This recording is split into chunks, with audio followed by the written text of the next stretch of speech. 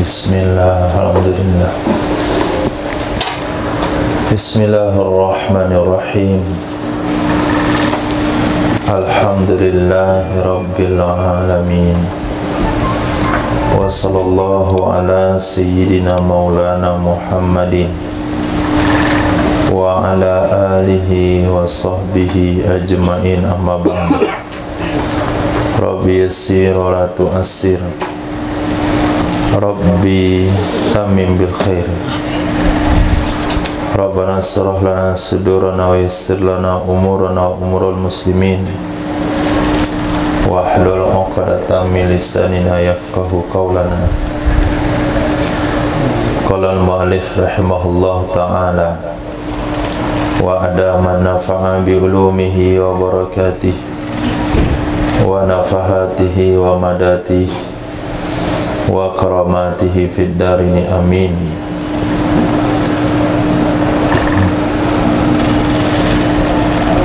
Lanjut ke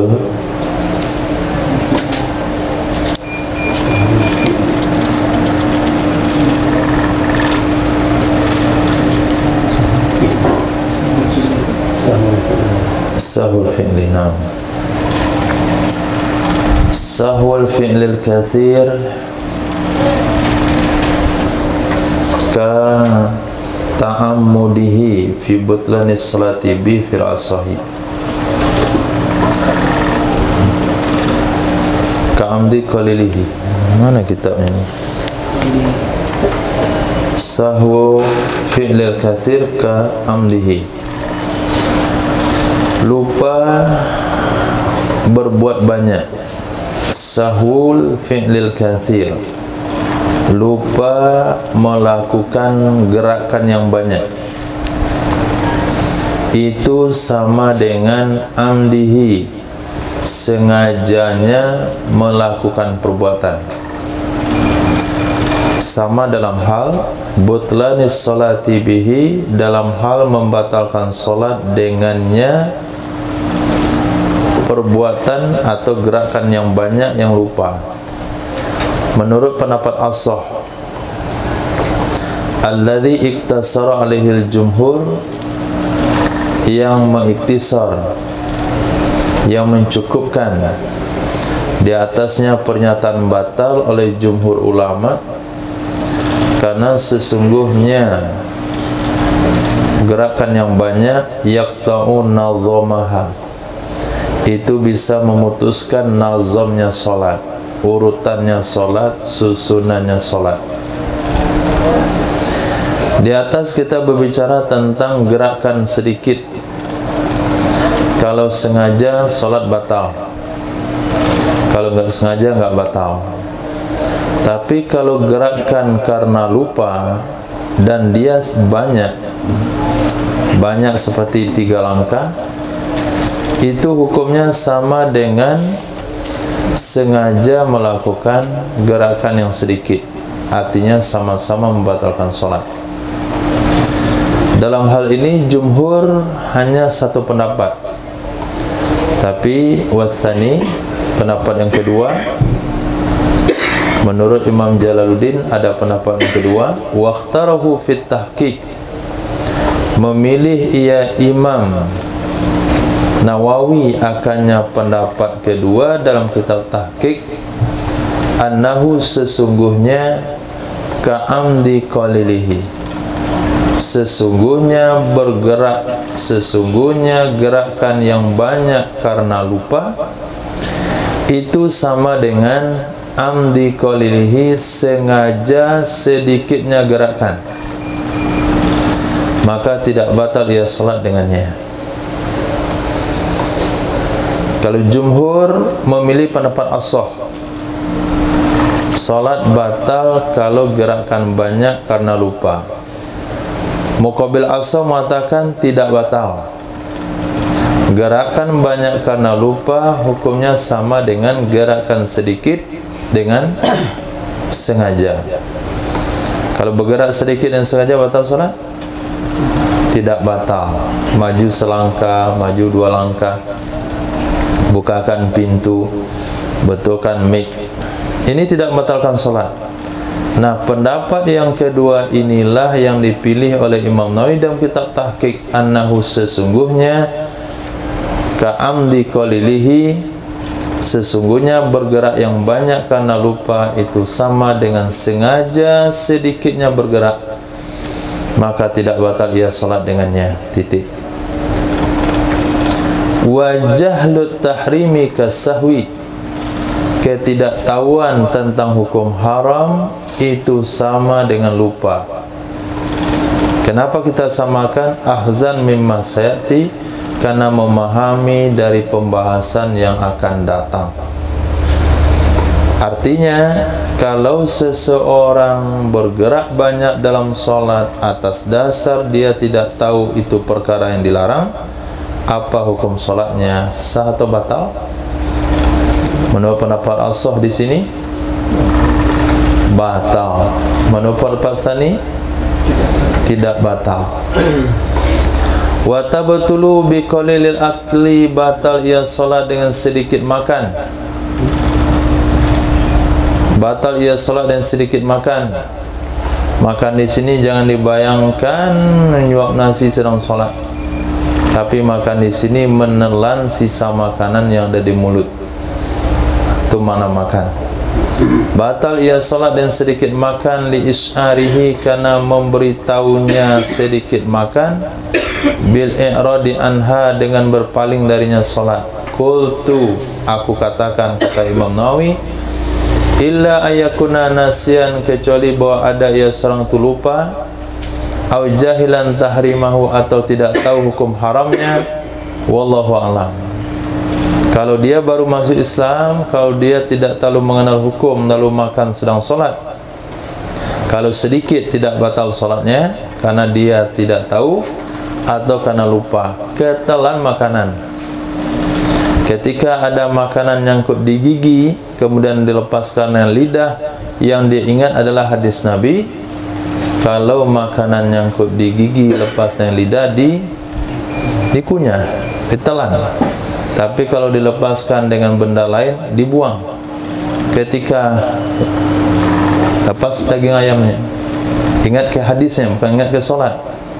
Nah, setelah dia telan, baru sadar dia sedang solat, maka solatnya tidak batal. Ini pernyataan dari Imam Nawawi. Fala tabtulu bihi, maka tidak batal ia solat dengannya memakan yang sedikit karena lupa. Kama zakarahu Rafi'i, sebagaimana menyebut akannya pendapat tidak batal oleh Imam Rafi'i di dalam ini Syarah Kabir, bi khilafi kathirihi, dengan sebalik banyaknya makan, lupa, tidak tahu hukumnya haram, kalau banyak tetap batal solat. Alhamdulillah, selama dia solat itu di sebelah kanannya kopi, sebelah kirinya roti. Jadi sambil tasahud dia minum roti, makan roti, minum kopi. Selesai solat, habis secangkir roti, secangkir kopi, dan sepiring roti. Nah, ditanya kenapa kamu buat? Saya nggak tahu, saya baru masuk Islam hari ini. Maka walaupun dia baru masuk Islam hari ini, dia tetap wajib mengulangi solat tersebut. Solatnya tetap batal. Atau kata dia lupa, nah, habis sepiring nasi dikatakan saya lupa. Sedang sholat habis sepiring nasi, itu nggak mungkin lupa. Kalau betul-betul lupa, maka dia tidak wajib sholat. Nah, bukan wajib qada sholat, tidak wajib sholat. Berarti dia tidak waras. Masa sepiring nasi dari 4 rakaat. Tapi kalau di sepanjang Ramadan dia makan 2 piring sekalipun dan dia lupa, itu diberikan keringanan hukum oleh syariat. Karena ada kemungkinan lupa 12 jam, 13 jam nggak apa-apain. Mungkin lupa itu wajar. Ini 5 menit 4 rakaat sholat, bisa lupa deh sepiring habis. Kan nggak mungkin. Maka hukum berbeda. Kenapa makan banyak karena lupa dalam sholat batal dan puasa tidak? Karena puasa wajar waktunya panjang. Tidak ada aktivitas puasa yang mengingatkan kita puasa. Apa aktivitas sehari-hari yang mengingatkan kita puasa? Ada? Ada? Nggak ada. Kewajiban puasa hanya niat di malam hari, kemudian sepanjang hari tidak makan minum, selesai. Jadi nggak ada satu gerakan puasa, satu tuntutan puasa yang mengingatkan kita sedang puasa. Sementara orang sholat itu dari dia takbiratul ihram sampai salam itu semua gerakan mengingatkan dia sedang sholat. Lalu dikatakan dia lupa makan sehingga makan sepiring, maka hukum tidak berpihak kepadanya. Sholat batal walaupun lupa, walaupun tidak tahu kalau makannya banyak. Nah, fatabtulu bihi, maka batal ia sholat dengannya makan banyak, ma'an nisyani beserta lupa, au jahlit tahrimi atau tidak tahu hukum haram, fil asahi menurut pendapat asah. Wal qillatu wal kasratu bil urfi, standar sedikit standar banyak itu penilaian orang ramai. Titik. Walau kana bi famihi sakratun fadzabat, sukra. Walau kana fi famihi sukratun fadzabat fabali'a zaubaha batalat salatu fil asahi. Jikalau ada di mulutnya seseorang itu sepotong permen, sukros, sepotong gula. Nah, sepotong gula dulu itu pemahamannya gula merah kita potong dikit. Nah, kalau sekarang permen. Fazabat, selalu mencair ia gula. Fabali'a zaubaha, menelan ia serangkan cairannya. Batalat salatuhu, nisya batalah salat menurut pendapat asal. Kenapa batal salatnya? Lihusuli maksudi minal akal, karena hasil tujuan dari makan. Apa tujuan makan? Apa tujuan makan?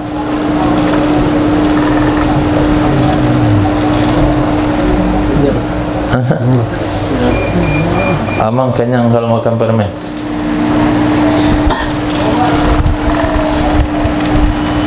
Apa tujuan makan? Merasai rasa. Tujuan makan itu adalah rasa. Walaupun seseorang tersebut tidak mengunyah permennya, hanya menelan cairan daripada permen, berarti rasanya sampai ke tenggorokan seperti rasa yang didapatkan oleh orang mengunyah makanan. Ini kayaknya hukum fikih ini berpihak kepada selera Indonesia. Nah, selera Indonesia kan rasa. Mereka katakan orang Barat makan pakai kepala, orang Arab makan pakai perut, orang Indonesia makan pakai lidah. Nah, jadi Indonesia itu tidak perlu mencek kadar gizi, kadar vitamin, kadar ini, kadar kalori. Mau kalorinya 1 lori nggak ada masalah.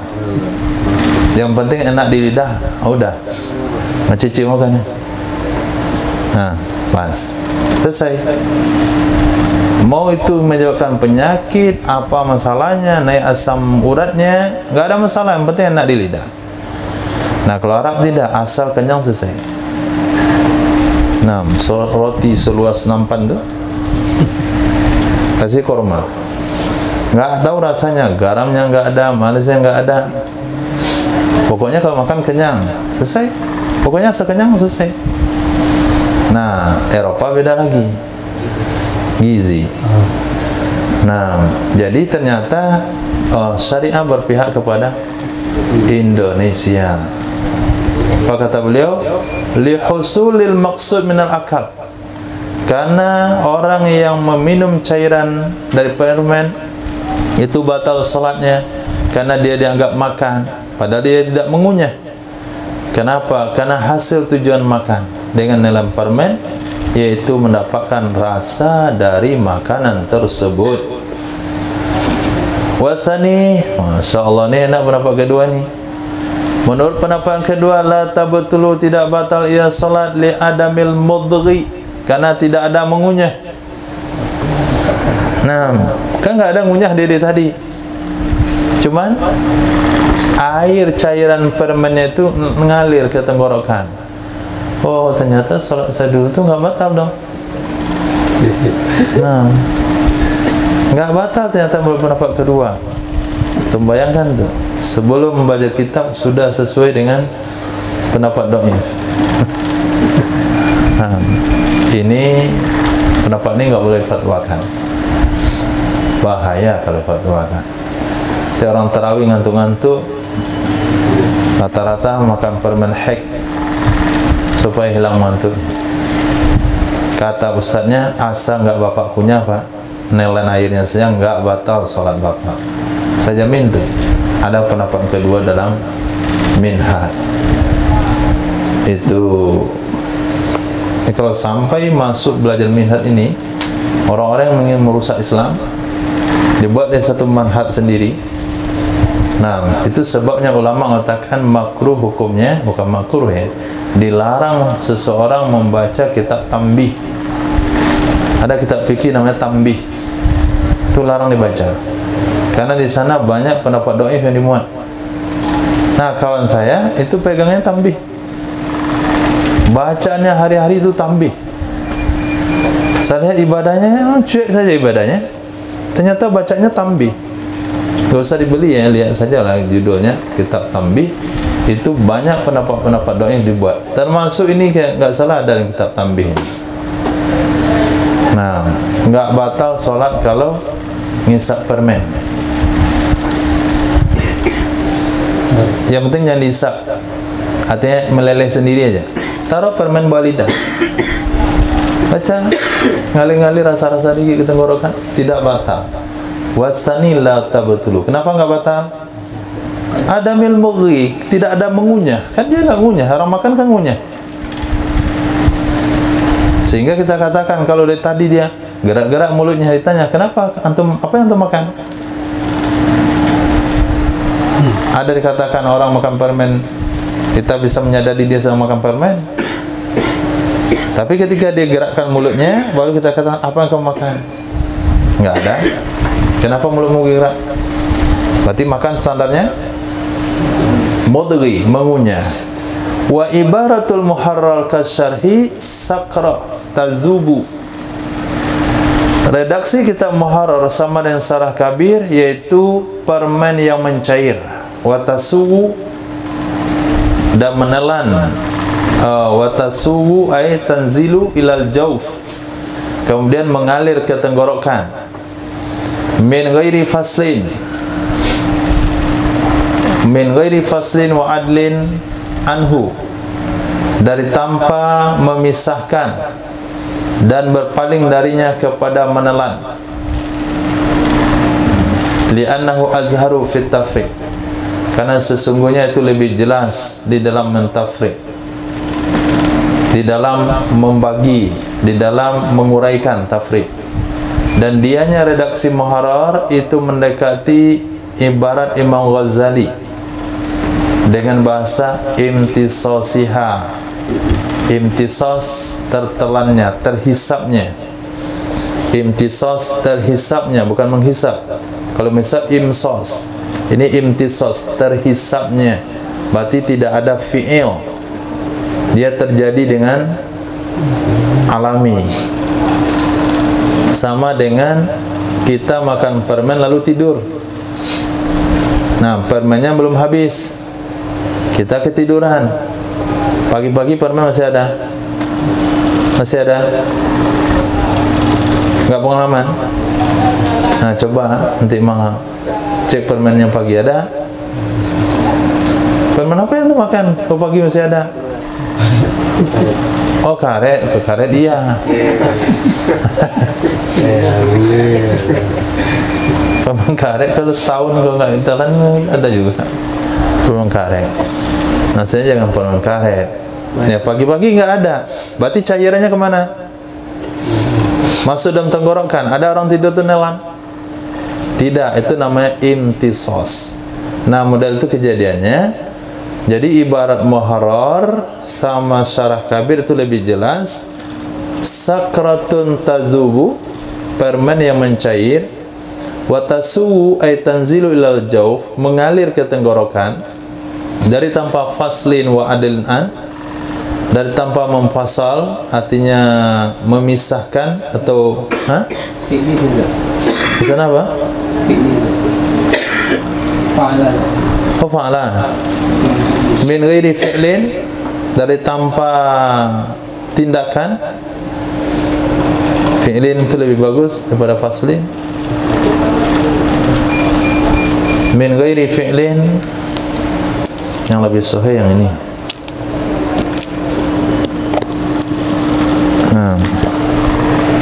As-Sahul kitab, As-Sahul cetakan kitab sedunia Toha Putra.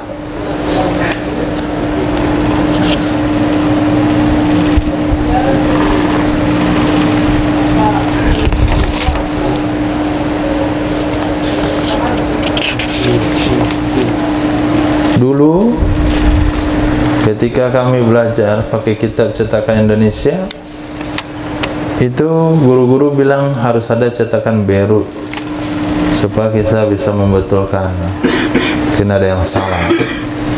Ini si Beirut banyak salahnya malah. Justru dibetulkan yang Toha Putra.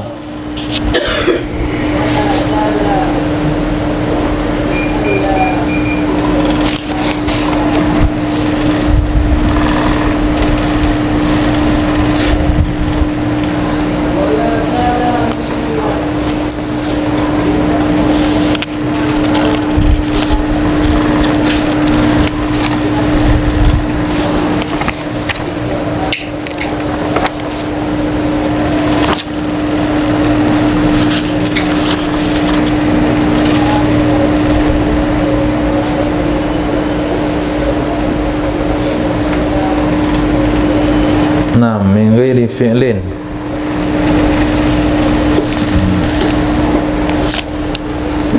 min ghairi fi'lin, ibarat muharrar sama dengan syarah kabir. Redaksinya begini: sakratun, jika ada di mulut seseorang itu permen, tazubu yang mencair ia permen, wa tasuwu, tasuwu artinya tanzilu turun ia permen, maksudnya cairannya, ilal jaufi kepada dalam rongga, min ghairi fi'lin dari tanpa perbuatan, artinya tanpa ada usaha daripada si pemakan permen, min ghairi fi'lin dari tanpa usaha, tanpa perbuatan, atau adlin anhu, atau tanpa berpaling darinya usaha, berusaha tidak, berpaling tidak. Apa nama itu? Tanpa usaha, tanpa berpaling dari usaha, pasrah. Nah, terjadi dengan sendirinya. Kalau dia berpaling, bisa dia tahan gitu, berarti nggak turun kan air liur ke bawah, nggak ketelan ngumpul di mulut. Nah, kalau dia telan, dia hisap. Nah, bisa dia telan itu rasa permen. Usahanya tidak ada, antisipasi juga tidak. Jadi dia taruh permen cair gitu saja, ngalir gitu ke bawah. Dihalang tidak, diusahakan juga tidak. Itu makna min ghairi fi'lin wa adlin min. Tanpa usaha dari seseorang dan tanpa pencegahan darinya seorang. Ilal bal'i kepada menelan. Li'annahu, karena sesungguhnya redaksi muharrar itu lebih jelas dalam memberikan rincian. Nah, itu kan lebih jelas daripada yang tadi. Kalau kana fi fami sakratun fazabat, jikalau ada di mulutnya seorang tu permen lalu mencair permen, fabali azaubaha, lalu menelan ia seorang akan cairan, batal salat merupakan fa'asah. Ini kan tidak terlalu jelas. Ada di sana unsur daripada usaha menelan. Nah, ada unsur usaha menelan. Kalau menelan berarti sengaja dia melakukan. Nah, tapi kalau ibarat muharrar dan syarah kabir itu lebih terang. Nah, lebih jelas. Dan ibarat muharrar tersebut mendekati ibarat Imam Ghazali. Apa kata Imam Ghazali? Bimtisasiha, dengan terhisapnya. Nah, bukan menghisap tapi terhisap. Titik. Wa yusannu lil musalli idza tawajjaha ila jidarin aw sariyatin ay amudin aw asa mawzuzatin aw basti musalla ka sajadatin bi fathi sin aw khattin fa balathu ya au khatti kubalatihi ay tujahihi khattan taulan tulan kama fi rawdah daf'ul mari bainahu wa baina ahadil mazkurat. Disunahkan bagi orang solat. Orang solat yang mana? Orang solat yang tawajjaha, yang menghadap ia orang solat, yang menghadap ia orang solat ke dinding. Satu. Au sariyatin atau ke sariyah. Sariyah artinya amudin, tiang. Au asa maghzuzatin atau ke tongkat yang ditancapkan. Ason maghzuzatin. Au basti musalla atau menghamparkan tempat solat seperti sajadah tempat tasin, atau menghadap ke khattin kubalatihi atau kubalatahu, benang atau garis yang ada di depannya seseorang. Tujahahu, mana kubalata, tujahahu atau tijahahu, di depannya seorang. Khattan taulan, akan garis yang panjang, garis yang panjang sebagaimana dalam kitab Rawdah. Itu garis panjang dia buat di tanah. Apa yang sunnah? Menghalang orang yang lewat, bainahu, antaranya seseorang, wa baina ahadil mazkurat, dan di antara salah satu yang disebutkan di atas, tiang, tongkat, sejadah. Al-muradi bil musalli minha, al-muradi bil musalla minha a'lahu, yang dimaksudkan dengan musalla darinya adalah bagian atasnya. Yang dimaksudkan dengan orang, dengan tempat solat darinya yaitu bagian atas. Idza lam yazid ma bainahuma, apabila tidak lebih jarak antara keduanya. Artinya orang yang solat dengan sutratul musallinya di atas 3 hasta dengan hasta manusia. Titik. Jadi ketika kita sudah memelihara solat kita dengan solat ke arah dinding, solat ke arah tiang, solat meletakkan tas di depan, menancapkan tongkat, membentangkan sejadah, seminim-minimnya adalah meletakkan garis, maka tidak mungkin kita menggaris di sejadah solat, di karpet masjid. Mungkin kita bentangkan sorban, itu juga dianggap garis, karena sorban kerja kalau kita bentangkan itu dia tidak luas, terbantu kecil kayak tali, yang kita bentangkan di depan yang panjang. Nah, kalau ada orang lewat antara tumit orang solat dengan sutratul musalli, itu sunnah hukumnya dihalang. Nah, halang tentang kanan kalau lihat di kanan, halang tentang kiri kalau lihat di kiri, halang kedua-duanya kalau ada yang lewat kedua-duanya. Nah, orang Indonesia biasa diremehin, dianggap lalu saja, karena orang Indonesia itu sopan sekali, penyegan. Ada orang lewat enggak, tapi soal enggak. Tapi kalau coba dia Indonesia coba juga gitu, itu orang tinggi pun berhenti kalau udah buat begini. Ini. Nah, kalau nggak mau dia, kalau nggak mau juga, begini lagi dadanya. Nah, sampai Nabi sabdakan kalau dia mati, matinya mati mubazir, muhdar. Artinya tidak perlu dibayar kafaratnya, tidak perlu dibayar diyanya. Tapi dengan syarat, apa syaratnya? Tidak lebih jarak antara dia dengan sutratul musolli dari 3 hasta, yaitu hasta manusia. 1 hasta 50 cm, 3 hasta 150 cm. Artinya maksimal tumit orang sholat dengan sutrohnya adalah 1,5 meter. Itu maksimal.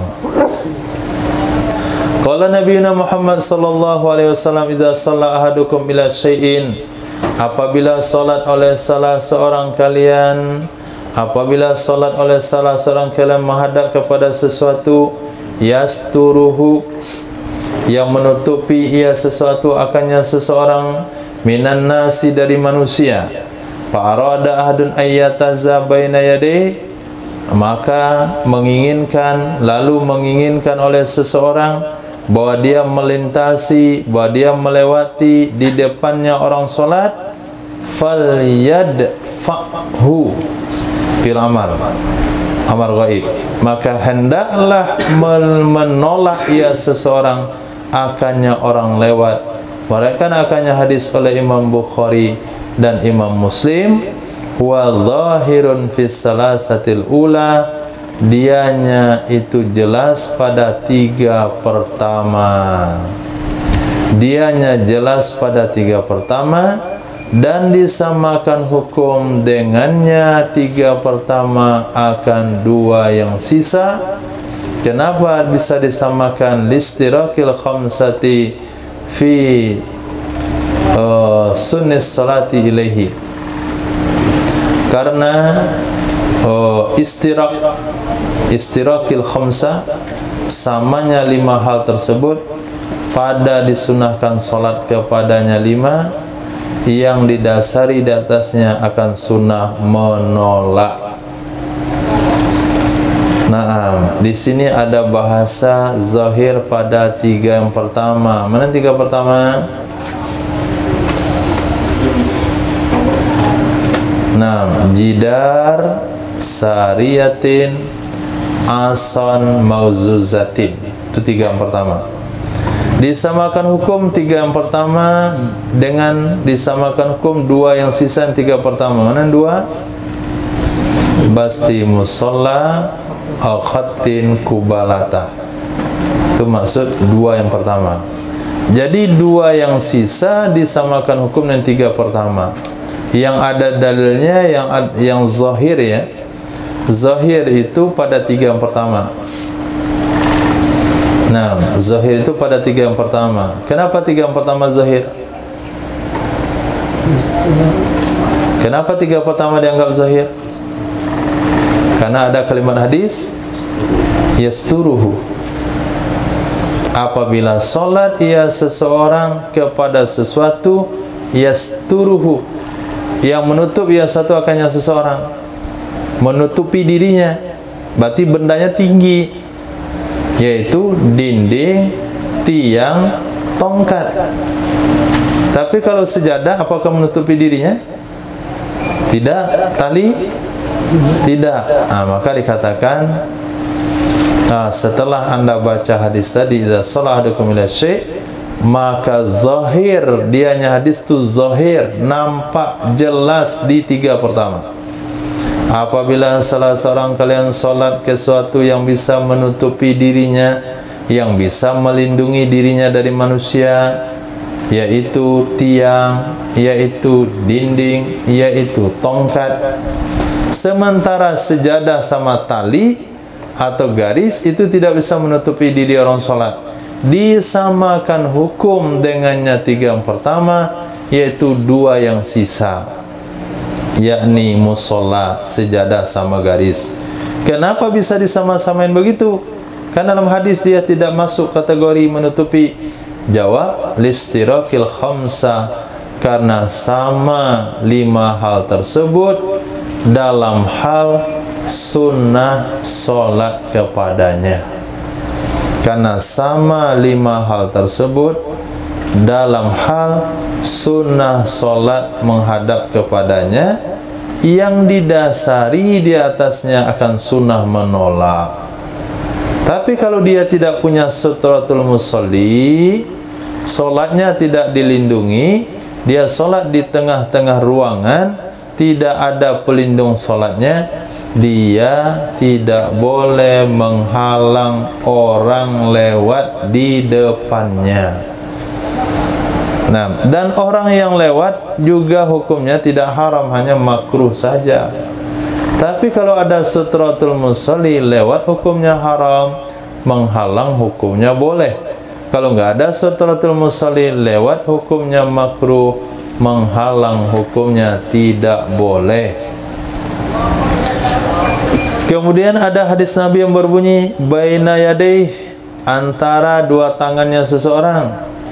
Maksudnya adalah amamahu, di depannya seseorang.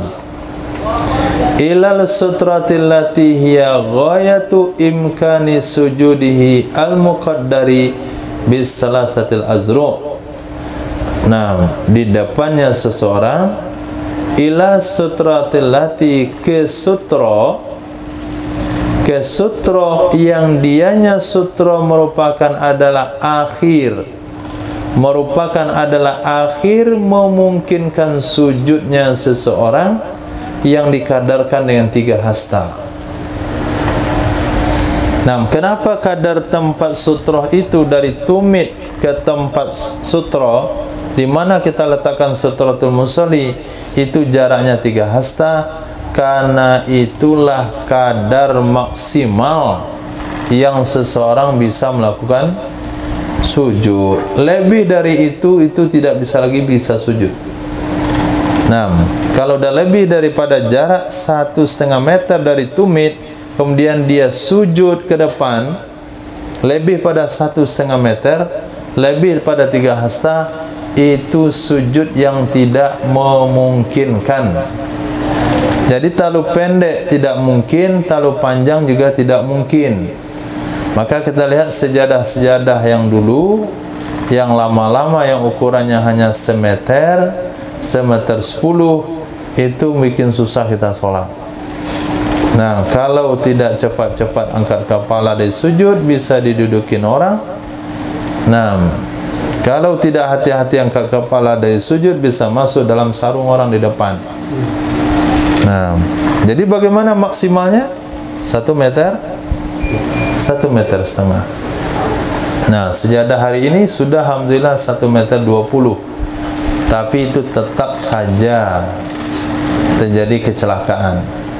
Nah, sebaiknya membuat sejadah itu 1,50 meter sekalian. Lebar sejadah 1,50 meter. Sehingga kalau dibentangkan itu nggak perlu lagi ada pembatas, sehingga sejadahnya tetap lurus. Nah, nanti dibuat produksi sejadah sendiri. Nah, 1,5 meter. Tapi nggak ada kan orang buat? Ada. Nah, kemudian kita orang Indonesia hobi sejadahnya tuh 1 lembar panjang begitu. Dari ujung-ujung masjid 1 lembar. Nah, itu paling hobi. Nanti kalau digulung 2 kali besar badannya gulungannya. Susah diangkat, susah dibersihin, susah disuciin. Tapi kalau mereka Makkah, Madinah, itu sejadahnya pendek-pendek.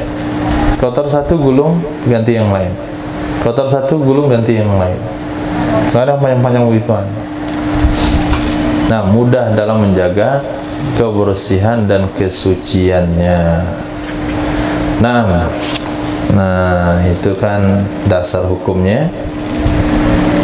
Jadi 3 yang pertama jelas dalam hadis, 2 yang pertama dalilnya adalah penyamaan hukum. Kenapa bisa kita samakan?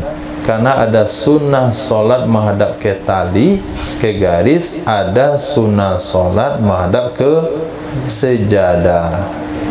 Kemudian ada hadis menggunakan bahasa baina yaday. Baina yaday maksudnya di depannya seseorang.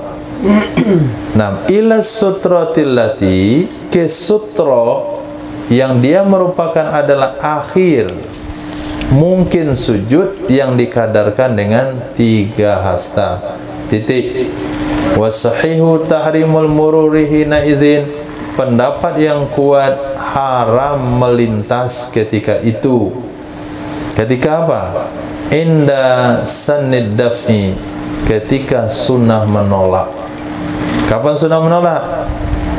Ketika ada sutratul musalli dan jaraknya tidak lebih 1,5. Saat itu sunnah menolak, saat itu haram hukumnya lewat. Dalilnya, qala Rasulullah sallallahu alaihi wasallam, "Lau ya'lamul maru baina yadayil musalli," kalaulah mengetahui oleh orang yang lewat antara atau di depan orang salat, madza alai, apakah sesuatu yang akan menimpa dirinya, lakana ayyakifa arba'ina, sungguh bahwa ada ia seseorang, sungguh ada ia seseorang itu bahwa dia berdiri selama 40, itu lebih baik baginya daripada dia lewat di depannya orang solat. Di depannya orang solat. Hadis ini mengatakan 40, hadis yang lain menjelaskan maksudnya 40 tahun. Arba'in 40 di hadis itu dijelaskan oleh hadis yang lain maksudnya 40 tahun. Dia duduk berdiri di sana selama 40 tahun, terhenti dari kebaikan, enggak sholat 40 tahun, enggak puasa 40 tahun, enggak berak 40 tahun, enggak kencing 40 tahun, enggak kemana-mana 40, nganggur aja 40 tahun di situ, itu lebih bagus daripada dia lewat di depan orang sholat. Maknanya dosa kamu melewati di depan orang sholat tidak bisa tertutupi dengan ibadahmu selama 40 tahun. Mendingan kamu menganggur 40 tahun di situ daripada melewati di depan orang sholat. Itu makna hadis. Dan tidak mungkin, nah Nabi juga tahu nggak mungkin dia akan berdiri 40 tahun di situ, paling 4 menit. Cuman untuk sebagai inzarnya, supaya tertanam bagaimana besar dosa tersebut, Nabi gambarkan berdiri 40 tahun nganggur dari kebaikan lebih bagus daripada melewati depan orang sholat. Wa yadullu wa zahiru, Masya Allah, kemana-mana hadisnya. Berikan akannya hadis oleh Imam Bukhari dan Muslim, huwa ba'da hamlihi, dianya hadis setelah menempatkannya hadis kepada orang sholat ke sutra. Nah, dianya setelah menempatkannya hadis, itu hadis di sana maksudnya adalah kita hormati orang sholat, kita berdiri 40 tahun itu lebih baik pada melewatinya. Hadis itu ditempatkan kepada musalli ila sutratin, orang yang sholat ke sutra. Muhtamilun lil karahah, itu masih bisa kemungkinan makruh. Nah, muhtamilun itu khobar daripada huwa.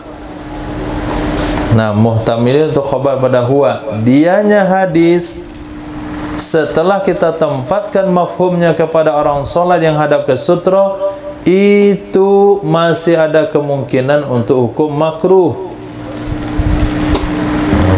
Al-muqabila lis-sahih, yang makruh itu adalah lawan pendapat sahih.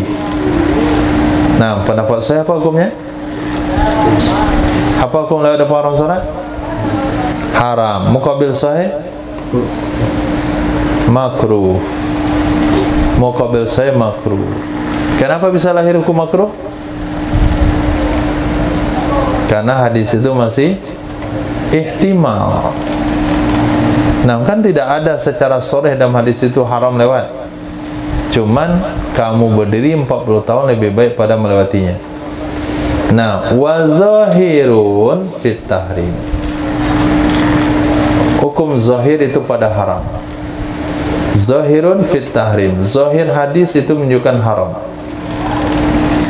Wa yadullu alaihi nassan riwayatul Bukhari, dan menunjukkan di atasnya hukum haram secara nas, secara tekstual, secara teks mantuk oleh riwayat Imam Bukhari minal ismi.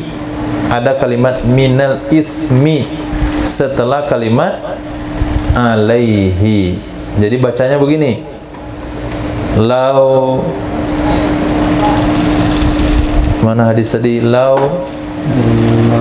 ya'lamul maru baina yadayil musalli madza alaihi minal ismi. Itu riwayat Imam Bukhari. Berarti hukum haram itu bukan secara zahir, tetapi secara nas yang ada dalam riwayat Imam Bukhari. Karena Imam Bukhari meriwayatkan kalimat minal ismi setelah kalimat alaihi. Mada alaihi minal ismi, apa yang akan menimpanya dari dosa, berarti lewat hukumnya haram.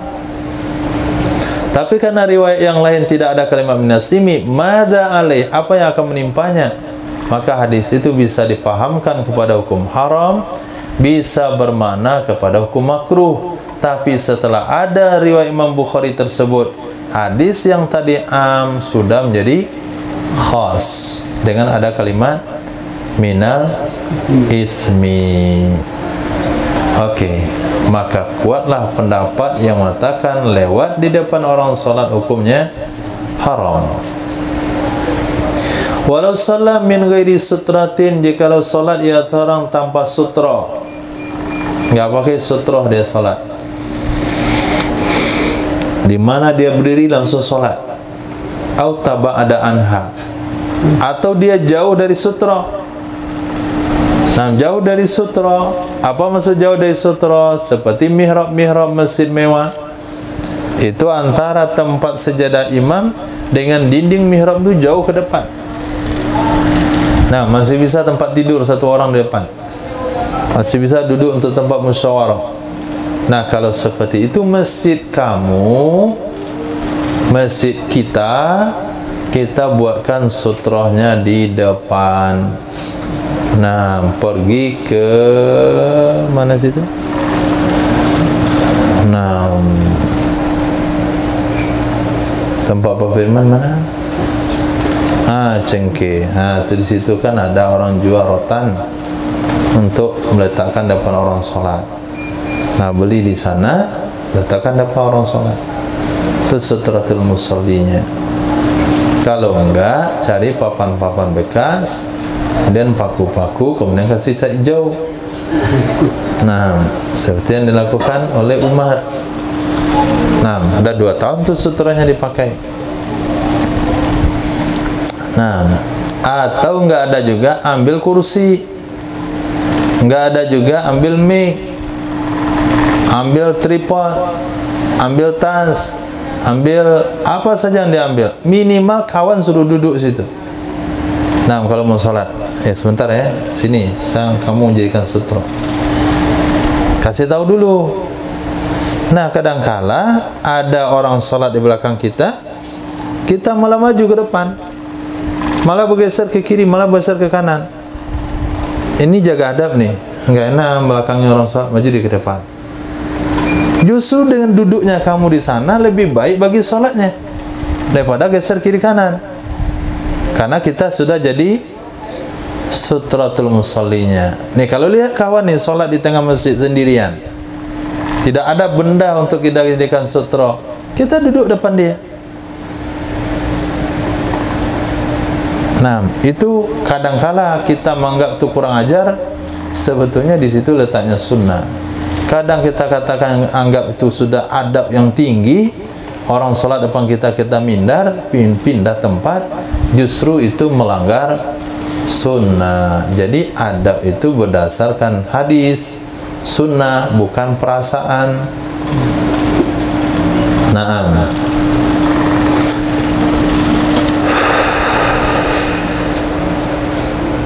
Jikalau salat ia seorang tanpa sutra atau jauh ia darinya sutra, falaisa lahu daf'u, maka tidak boleh baginya seorang menghalang orang lain.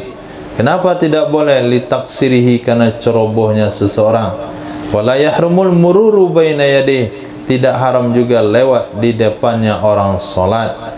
Qalahu, mengatakan ia Imam Nawawi akannya pendapat dalam kitab Raudhah. Wa fiha, di dalam kitab Raudhah juga ada terdapat redaksi yang bunyinya begini: idza shalla ila sutratin, apabila salat ia seseorang ke sutra, pas sunnatu, maka hukum sunnahnya, maka sunnahnya ayyaja'ala ha, bahwa menjadikan ia seorang akannya sutra muqabalatan, berhadap-hadapan atau sejajar dengan kanannya seseorang atau kirinya seseorang.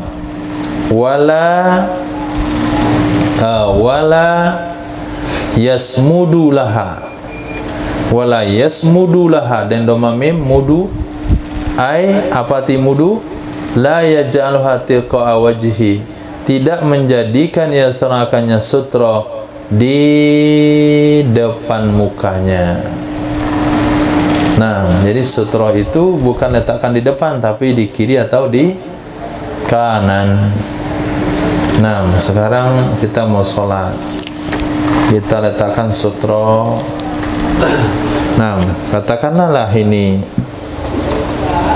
kalau dinding aman ya, dinding bagaimana jadikan kiri kanan, dinding selebar itu. Tiang mungkin. Nah, ini tiang.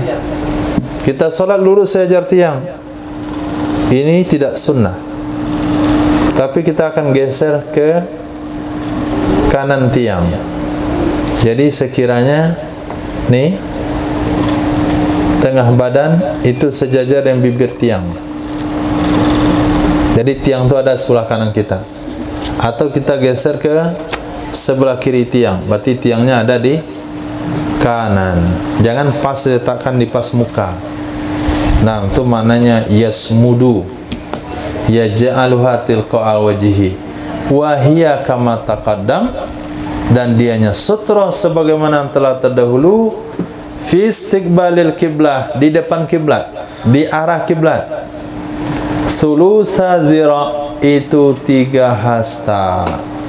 Dianya sutra pada sebagaimana telah terdahulu ke pada arah kiblat itu 2/3 hasta. Nah, jadi tingginya 2/3 hasta. Letaknya di arah kiblat. Kita berdiri, posisikan sutra di kanan kita atau di kiri kita. Qala ba'duhum yazharu an yakuna al-khattu kadzalik. Jelaslah bahwa adalah garis seperti itu juga. Kalau mau sholat dengan sutronya garis, sutronya dengan membentangkan tasbih di depan kita, ini sama hukumnya dengan garis, maka garis itu juga sama hukumnya dengan sutro yang lain. Berat ke kanan atau berat ke kiri, atau kita luruskan di kanan atau lurus di kiri. Boleh membentang, boleh memanjang. Nah, secara zahirnya demikian. Wasannu salatu ilaiha as-salatu ilaiha, banyak kali. Wasunna salatu ilaiha as-salatu ilaiha.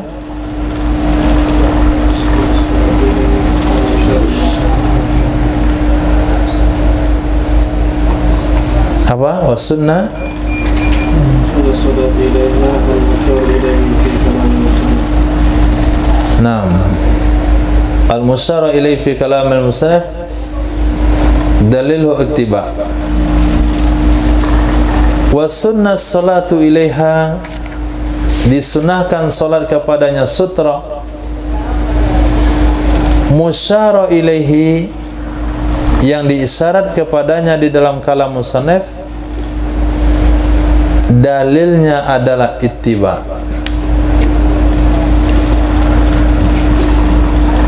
Mana kalam musannaf?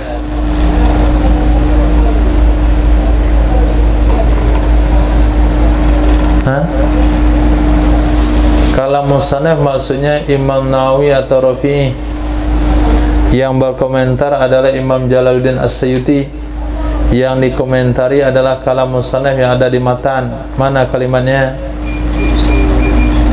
Wa yusannu lil musalli ila jidarin. Disunnahkan bagi orang solat menghadap ke dinding sampai akhir. Di sana musannaf menggunakan bahasa yusannu, ay sunna ilaiha. Kata-kata itu mengisyaratkan bahwasanya pada kalam musannaf, mengisyaratkan pada kalam musannaf dalil solat pakai sutra itu adalah ittiba. Itu dalilnya pakai hadis. Karena bahasanya yusannu. Tapi kalau bahasanya yundabu, yustahabbu, ini bisa dalilnya nas hadis, bisa dalilnya qiyas, bisa dalilnya ijma, bisa dalilnya istimbat. Tapi kalau sudah bahasa yusannu, ini dalilnya ittiba, berarti ada teks hadisnya, bukan istimbat, bukan qiyas. Nah, itu sebabnya hati-hati kalau bilang sunnah. Nah, sunnahnya begini Pak. Tapi kalau disunatkan begini Pak, boleh. Kalau disunatkan begini itu nggak perlu kita nyari hadisnya, cukup cari istimbat hukum selesai. Tapi kalau bilang disunnahkan begini, ini harus ittiba dalilnya, harus ada teks hadisnya. Kalau nggak ada, berarti masuk man kadzdzaba alayya falyatabawa maq'adu minan nar. Nah, es kelapa sunnah. Nah, coba carikan.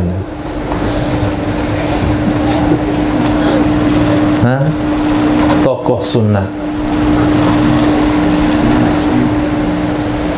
Asal ngomong bid'ah, dia buat bid'ah duluan.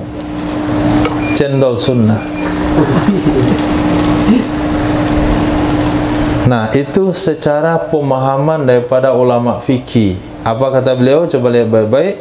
Sunnah salatu ilaihal musyaru ilai fi kalamil musannaf. Disunahkan salat kepadanya yang diisyarat kepadanya dan kalam musannaf, itu dalilnya adalah ittiba. Oke, kalau ittiba, mana dalilnya kalau begitu? Rawahu fil jidar Abu Daud. Nah, salat menghadap dinding itu hadisnya riwayat Imam Abu Daud dan sanad yang sahih.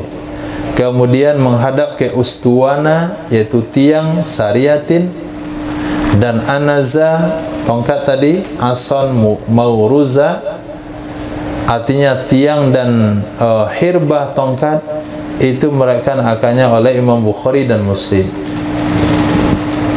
Wal musalla kisa alal khat. Nah, kalau musalla, tempat salat, itu dikiaskan kepada garis yang diperintahkan dengannya garis. Kapan diperintahkan garis? Kapan diperintahkan garis? In lam yakun ma'hu asan, kalau tidak ada bersamanya tongkat. Kalau tidak ada tongkat, maka diperintahkan garis. Kalau garis saja boleh, apalagi sejadah. Berarti sejadah dalilnya qiyas, garis dalilnya nas. Mau pakai sejadah lebih baik pada garis, karena dia qiyas aulawi. Hanya saja sejadah kapan boleh dipakai? Sejadah kapan boleh jadi sutra? Kalau tidak ada tongkat dan tiang. Nah, ini sementara masih ada yang lain, masih ada tiang, banyak benda-benda yang jadikan sutra. Nah, ini penerapan hukum ini saya sampaikan dari maghrib sampai sholat isya. Dan hadisnya alhamdulillah disepakati sutratul musalli pakai kursi. Hanya datang penceramah, cukup aja sejadah, nggak perlu pakai kursi. Itu 2 menit dia ngomong cuman, cukup aja sejadah, nggak perlu pakai kursi-kursi.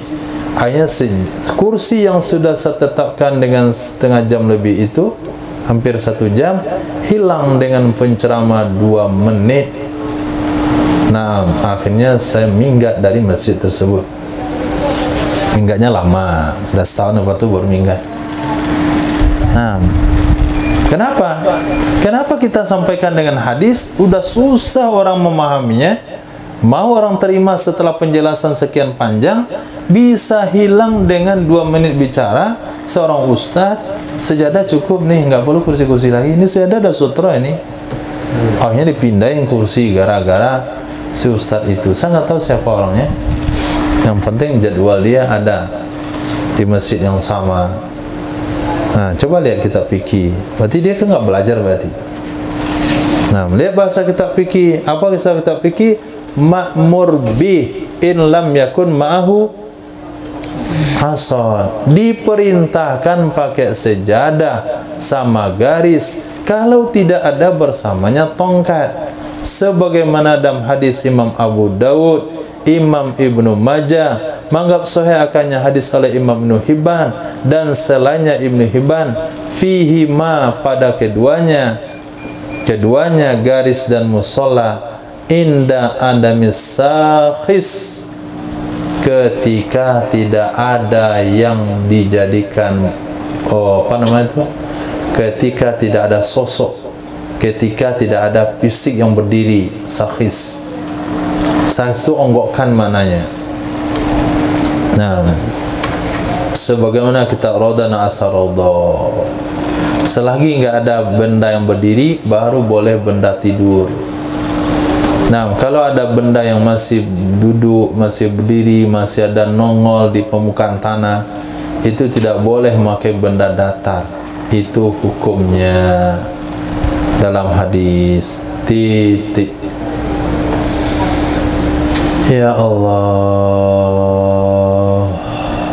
cukup. Nah, ada pertanyaan sampai situ? Ya, silakan.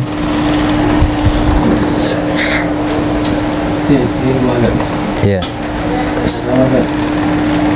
Kalau yang orang sholat dalam keadaan dia itu sakit kan sudah masuk ke saat pakai infus, Yeah. itu ada makanan yang cairan dengan apakah sama hukum dengan yang tadi dari mana aja? Yang kedua, kalau yang doa istri saat masih ragunya itu, kalau kita sudah terpaksa mengamalkannya, berarti kita kalau mengulang sholat itu dianjurkan atau tetap wajib saja? Kalau pakai kalau dhaif. Ya. Nah, berkaitan dengan makan adalah membatalkan sholat. Sementara orang yang sedang sakit, sedang dirawat, dia pakai infus. Infus itu pengganti makanan.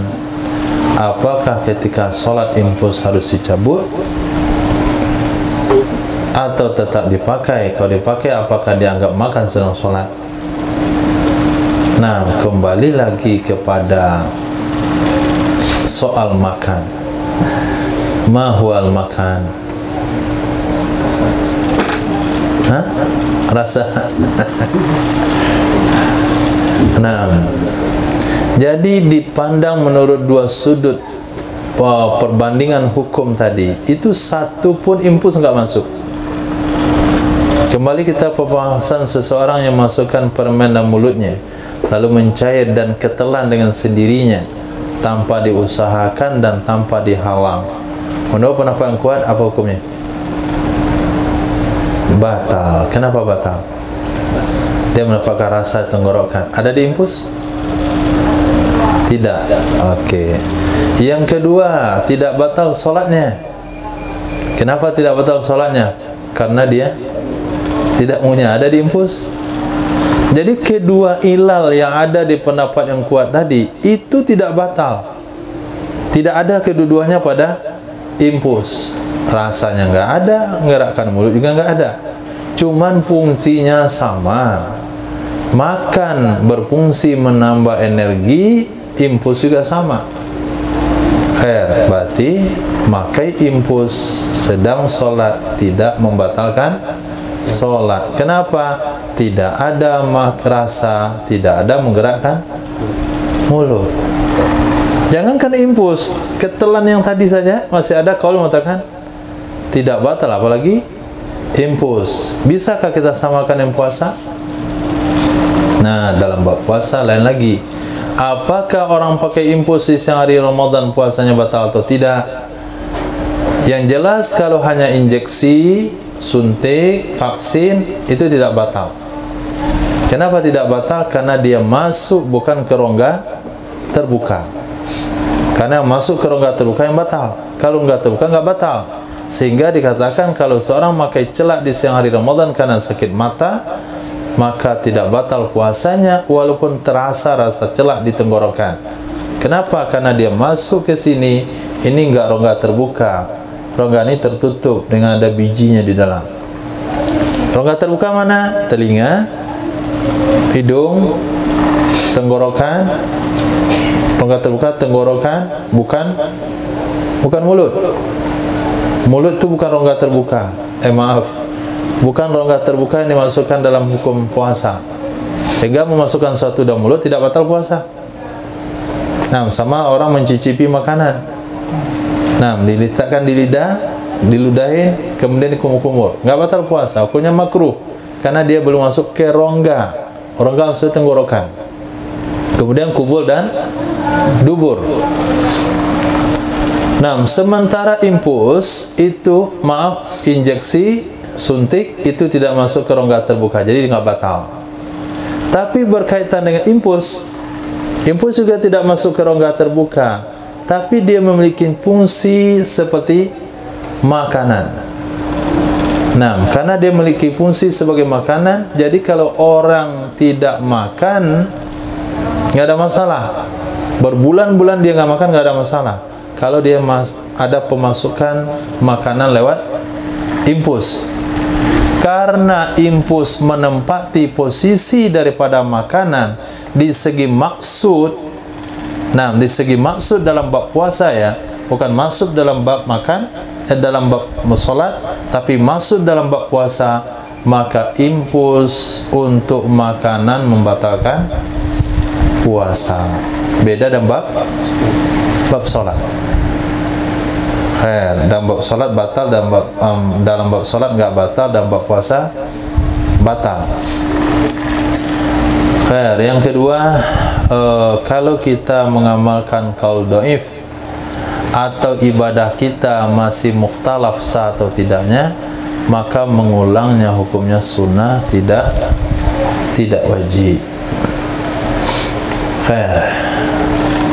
Ada lagi? Ya. Kemarin tentang memindahkan rukun qauli dalam sholat, kalau rukun qauli itu tidak membatalkan. Iya. Kecuali salam dan takbiratul ihram. Yang membatalkan di sana tuh salamnya saja atau sambil gerakan salamnya? Yang membatalkan salam, ucapan salam. Menoleh makruh. Menoleh tidak membatalkan salat. Rukun salat yang terakhir adalah salam. Menoleh punya sunnah. Sambil rukuk dikatakan assalamualaikum, batal salatnya. Nah, kenapa assalamualaikum dipilih untuk keluar dari sholat?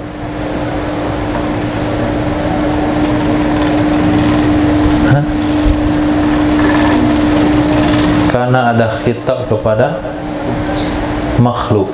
Assalamualaikum, khitab kepada makhluk.